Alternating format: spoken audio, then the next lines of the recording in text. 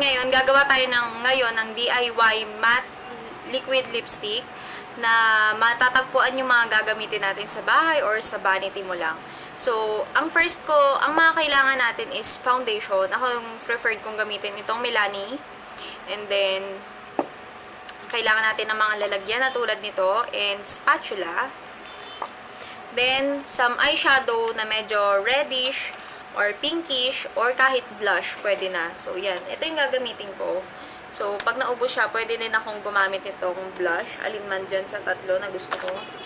So, ang first kong ginagawa, piniprep ko muna yung skin ko. Ay, yung lips ko. Ganyan talaga ako pag nagli-lipstick.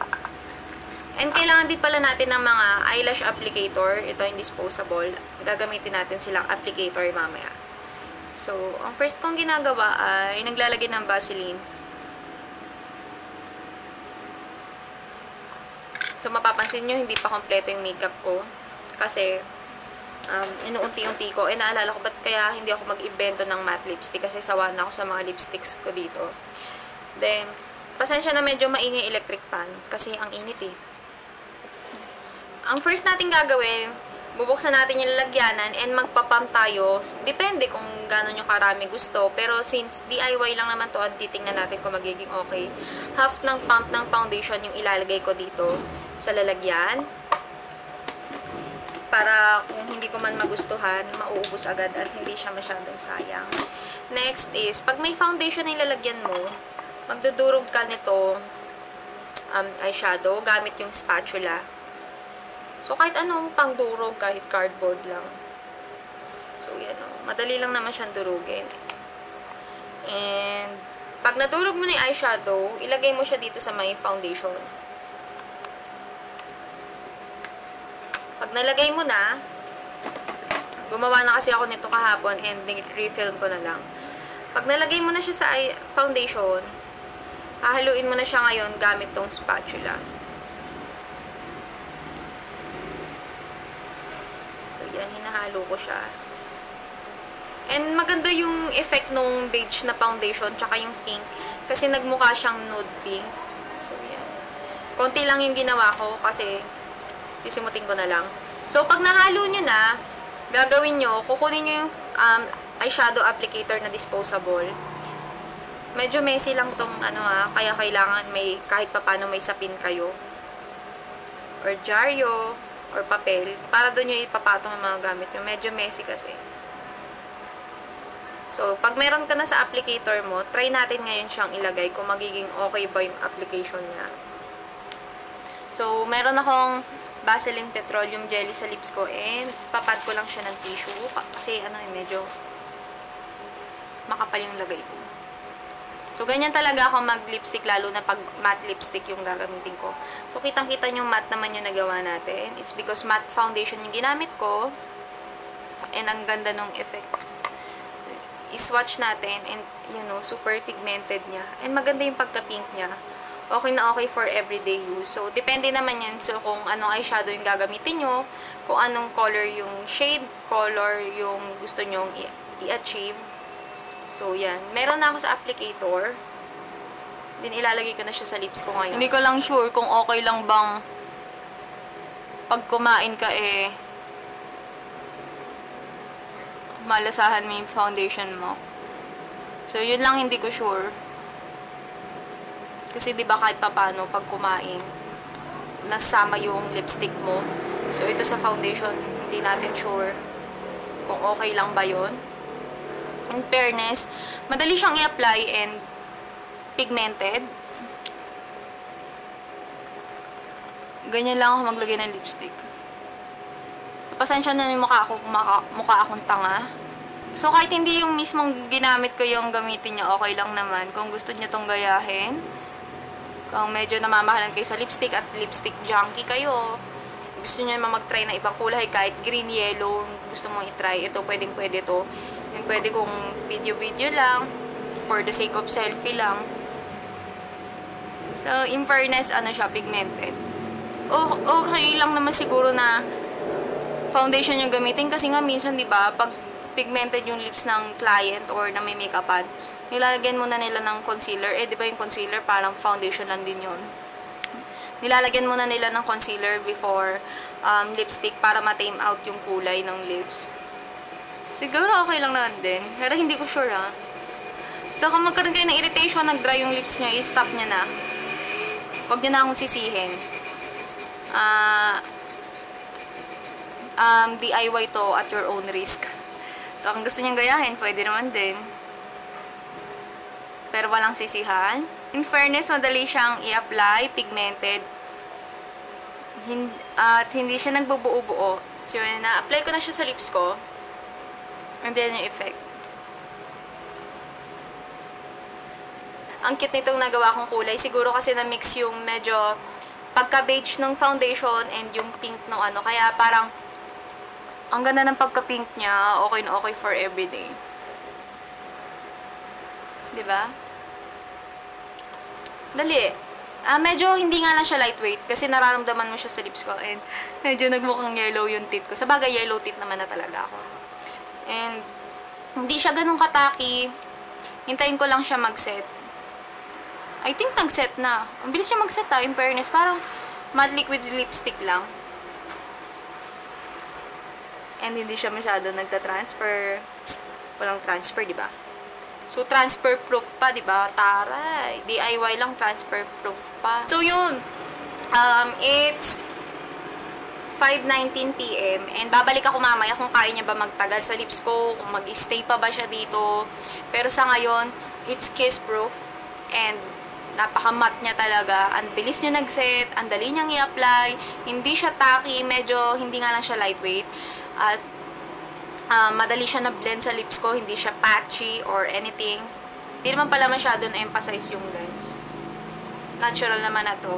Hindi tulad ng ibang lipstick talaga. Parang kung nagbabalat-balat yung lips. Siguro nakatulong din na mag-apply kayo ng petroleum jelly or lip gloss bago kayo maglagay nito. So guys, update sa lipstick ko. And siguro kumain ako ng one-piece chicken kasi may pasalubong yung ate kong McDo. One-piece chicken, fries, and sundae with, ano yun ha, with rice.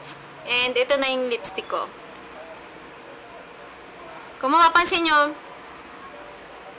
yung lower lip, yung inner part, nag-fade na siya. Pero yung outline niya, nandun pa din. And hindi pa din siya drying sa lips. Yung sa upper part, upper lip, hindi pa naman. And kahit papano, ayan. Hindi ito lang sa pinaka-inner corner. And I think, try natin mag-retouch ngayon. And tingnan natin kung magiging okay pa ba yung application ko. Mag-re-reapply ako. Hindi naman naging dry yung lips ko. And kahit pa paano nag-oxidize yung color sa lips ko. Tingnan nyo yung bago kong apply, light pa yung kulay niya. Pero yung nandun sa lumang lipstick kanina, dark na. Siguro sa foundation yun. Kaya parang nag-oxidize. And it makes my teeth super yellow. Sadly, hindi man pansin dito sa camera. Naging patchy na siya sa lips. So, maybe dapat ayusin muna natin yung lumang kulay. Saka tayo magre-reapply. And parang feeling ko ang kapal na niya sa lips ko. Pero hindi pa din dry. Naging heavy lang yung weight niya kasi hindi na siya lightweight kasi nga na-applyan ko na. And tingnan nyo, naging patchy na siya and ang hirap niya ng i-blend. Siguro, bibigay ko na yung verdict sa lipstick. DIY matte lipstick na to.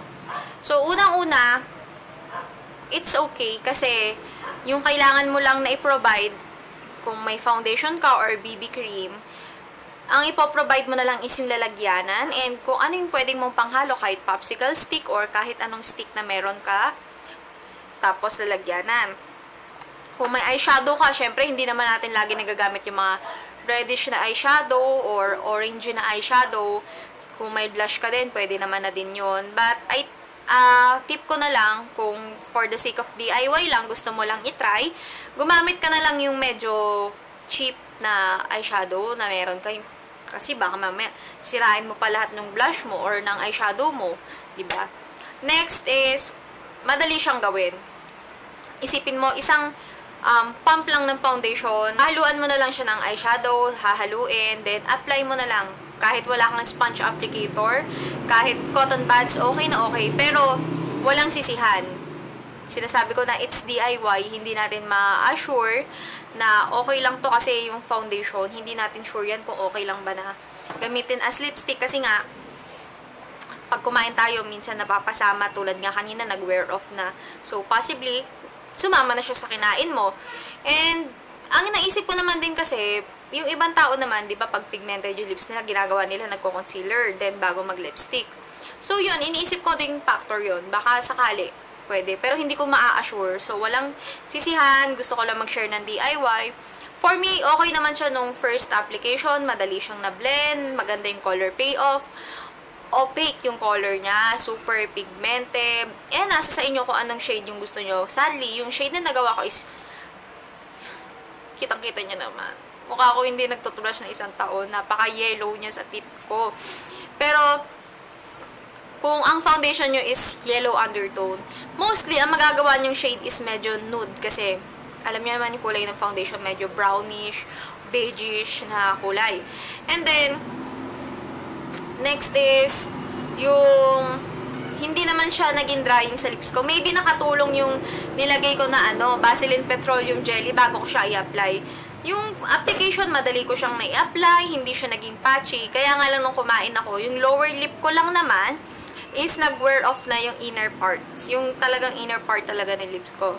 So, nung nag-re-apply ako, kailangan, kung gusto mo pang suotin, burahin mo muna yung nasa underneath na lipstick or tanggalin mo muna siya ng buo bago ka mag-re-apply. Kasi, lalo kung yung foundation na ginamit mo is nag-o-oxidize, magiging off na yung kulay ng bago mong lagay. Eh, isa pa, siguro given naman na to sa mga matte lipstick, it's nagiging patchy pagka nag-re-apply ka. And yun nga yung nangyari.